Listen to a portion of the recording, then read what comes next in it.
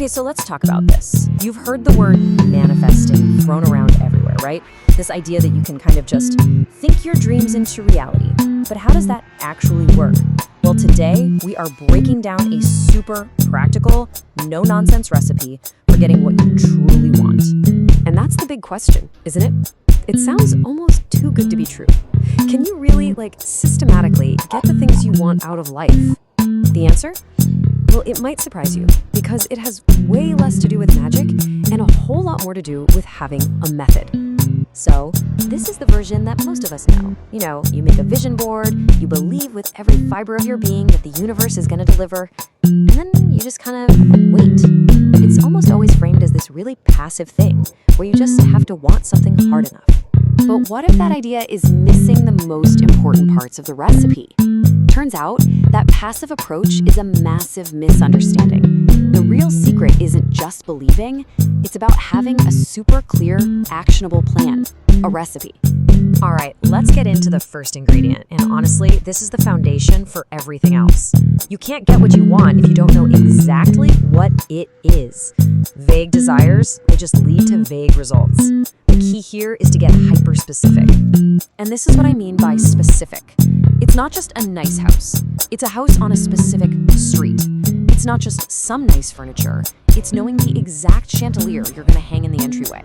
The person whose ideas we're talking about today, Amber Scholl, literally puts links to buy the specific handbag she wants on her vision board. The whole point is to make your desires so real and so tangible that they stop being daydreams and start feeling more like a shopping list.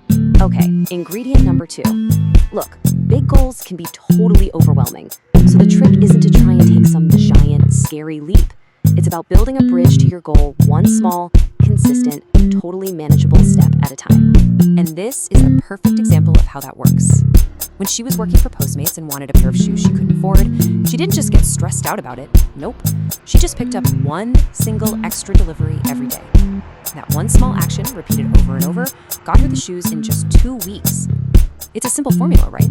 A small goal, a tangible action, and then doing it every single day. That is the engine that turns big dreams into things you actually own. All right, on to ingredient number 3. And this is all about taking action. You've figured out what you want. You've broken it down. Now you have to actually go out into the world and get it. This is where the recipe moves from just planning in your head to actually making moves in the real world.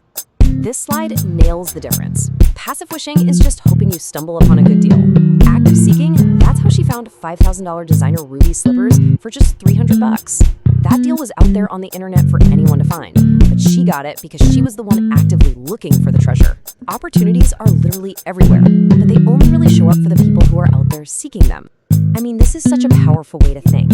You have to be bold enough to ask for what you want. Scholl tells this story about seeing a beautiful fireplace in an apartment she wasn't even going to buy and immediately thinking, that needs to be mine. You gotta have the guts to use that megaphone, to declare what you want and just put that energy out there. So what's with this number? It's all about extreme persistence.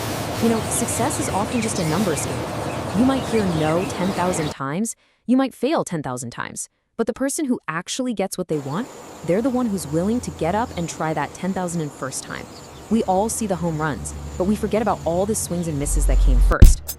So, we've got our ingredients, but how do they all come together to make the final product? Well, this next part is the big aha moment. It's the central idea that makes this whole recipe click. This right here is the core concept. Getting what you want isn't some lucky break, it's not magic, it's a process. If you get the right ingredients, the clarity, the small steps, the action, the persistence, and you follow the recipe, the outcome isn't some happy accident. It's the logical, expected result. You're not surprised when you have a cake at the end. You knew the cake was coming because you did all the work to make it. But of course, life isn't perfect.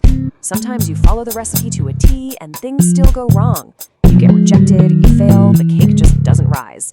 So, what do you do when you don't get what you want? There's an amazing story behind this. After a really tough setback, she was trying to type out this piece of advice: you can't mess up fate. And her phone autocorrected it. And that became this powerful new mantra. Just having faith that when one door closes, it's usually because something way, way better is waiting for you. Sometimes, not getting what you think you want is the biggest blessing of all. And finally, let's add the finishing touch to our recipe. This is less about a specific goal and more about how you move through the world every single day.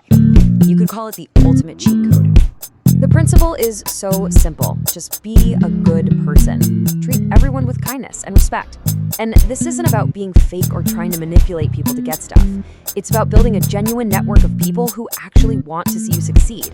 When you make the whole world root for you, help and opportunities just start showing up from places you would never expect. Your reputation is your most valuable asset. So the big takeaway here is that getting what you want isn't a mystery. It's a recipe. And you have all the ingredients: hyper-specific goals, tiny, manageable steps, relentless action, and a foundation of just being kind. So the only question left is, what are you going to create with it?